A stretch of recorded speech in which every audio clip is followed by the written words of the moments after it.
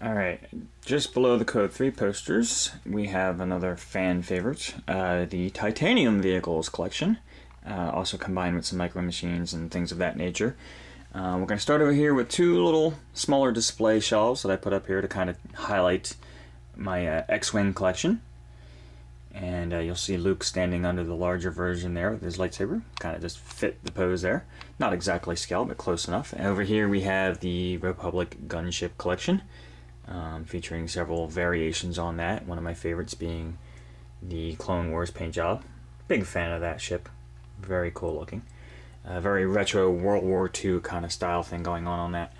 Now moving down here, we're going to move along. I'm not going to cover every vehicle. I'll just let you look at them. But you get the idea. Been collecting these for a long time. I even have a lot of the originals from 96, 97 line. Again, when they were still called micro machines.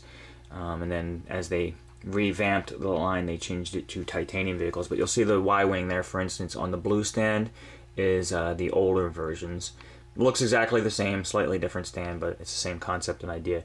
Moving along here, we went from the Jedi ships to the Imperials, all with TIE fighters and variations on, including a gold one that was an exclusive with the Millennium Falcon Transformers series.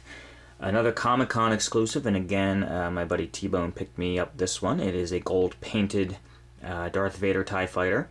One of the few items I've left in the box. I was hoping to score two of those so I could open one.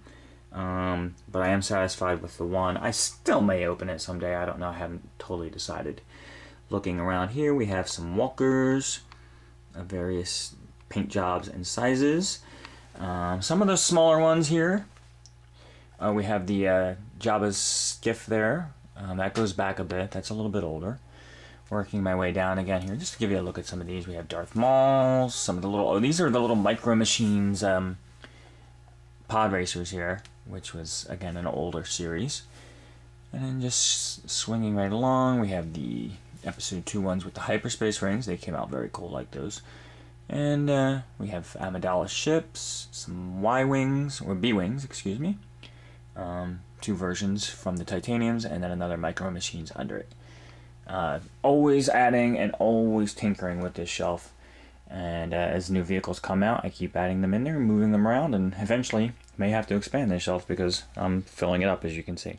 Now underneath the titanium vehicles, we have some of the other titaniums. These are the titanium figures and the Ultra Titanium series, which are the larger versions of the ships. Now I'm gonna move this shelf around at some point someday. I'm not really thrilled with how this is laid out because I really like to be able to see things better, but for the time being, this is how it's going to work. So we have the figures up front, which you can see several different ones. For some reason, I wound up with two versions of the Darth Vader. One's a silver chrome special version or whatever, and like a sucker, I bought two of them. I don't know why. We have IG-88, which I thought was a very cool titanium figure, and of course, a nice clone trooper there. We have the silver Boba Fett in the background. I have the other version on a different shelf. I'll show you that later. And then, of course, like I said, some of these larger version ships here in the background, which are kind of buried. There's Boba Fett's under there. I don't like the way this is laid out. I'm not a big fan of these cases that they put them in either.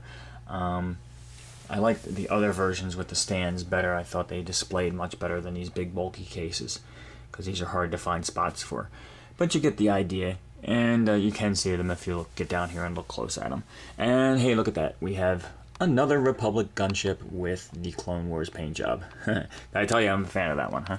And you might have noticed this banner here hanging across the front. This was from, I think Target had these banners up. And you know me, I got lucky, managed to score a couple of them. I have one here and I have one on another shelf. Just a neat little episode 3 banner made out of cardboard. Probably not worth a whole heck of a lot. But at the same point, it's a very, hard item that you can't just walk into the store and get, so I thought it was very cool.